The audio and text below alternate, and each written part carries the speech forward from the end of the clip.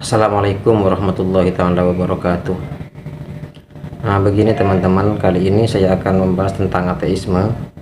Karena inilah bagi kalian yang memiliki pikiran pendek dan gampang menuduh, sebaiknya tidak perlu menonton video ini, karena video ini dikhususkan bagi mereka yang berpikiran cukup luas.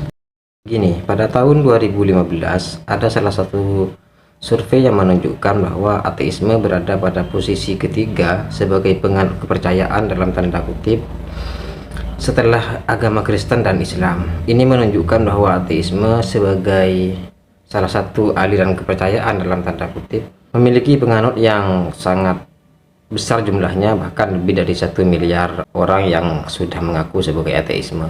Dan di Indonesia sendiri sebenarnya banyak sekali kalangan ateisme, tetapi sangat sedikit dari mereka yang tampil dan berani mengaku diri sebagai ateisme. Nah, kenapa kemudian orang bisa menjadi ateis? Sebenarnya pertanyaan ini banyak sekali alasan, tetapi ada dua alasan terbesar kenapa orang bisa menjadi ateis.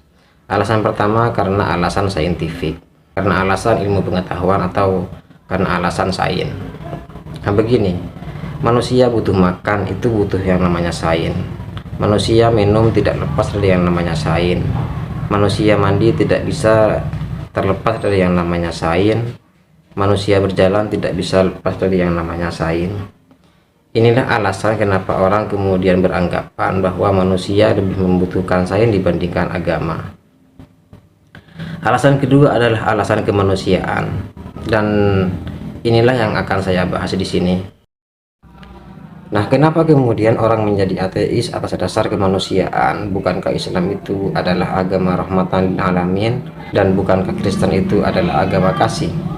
Tetapi pada kenyataannya seringkali teori bahwa Islam adalah agama rahmatan lil alamin dan Kristen sebagai agama kasih, teori-teori semacam ini seringkali tidak berbanding lurus dengan kenyataan dan dengan fakta.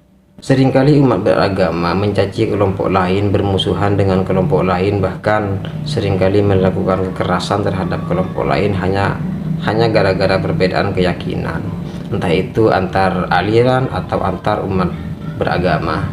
Dan inilah yang kemudian menyebabkan orang ateis tidak percaya kepada agama sebagai basis daripada kemanusiaan. Berapa banyak kemudian dari pemuka agama yang seringkali merendahkan kelompok lain, akan seringkali merendahkan manusia lain hanya gara-gara perbedaan keyakinan. Nah, ateisme sebenarnya tidak bisa menerima logika itu, karena keyakinan bagi ateisme adalah sesuatu yang sangat privat yang tidak seharusnya dibawa ke ranah publik. Jadi sebenarnya para pemuka agama yang selama ini mengkafir-kafirkan kelompok lain, menyesat-nyesatkan kelompok lain, dan merendahkan kelompok lain hanya gara-gara perbedaan keyakinan, sebenarnya mereka itulah yang sebenarnya memberikan sumbangan yang cukup besar untuk perkembangan ateisme. Karena dengan melihat pemuka agama yang semacam inilah, para ateis kemudian semakin yakin bahwa agama memang tidak bisa dijadikan sebagai dalil dari kemanusiaan.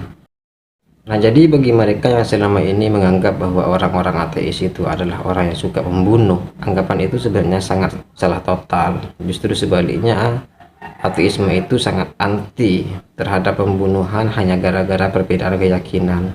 Itulah kenapa orang kemudian menjadi ateis, karena bagi mereka agama tidak cukup sebagai dasar, bahkan bertentangan dengan nilai-nilai kemanusiaan. Karena itulah mereka menolak agama.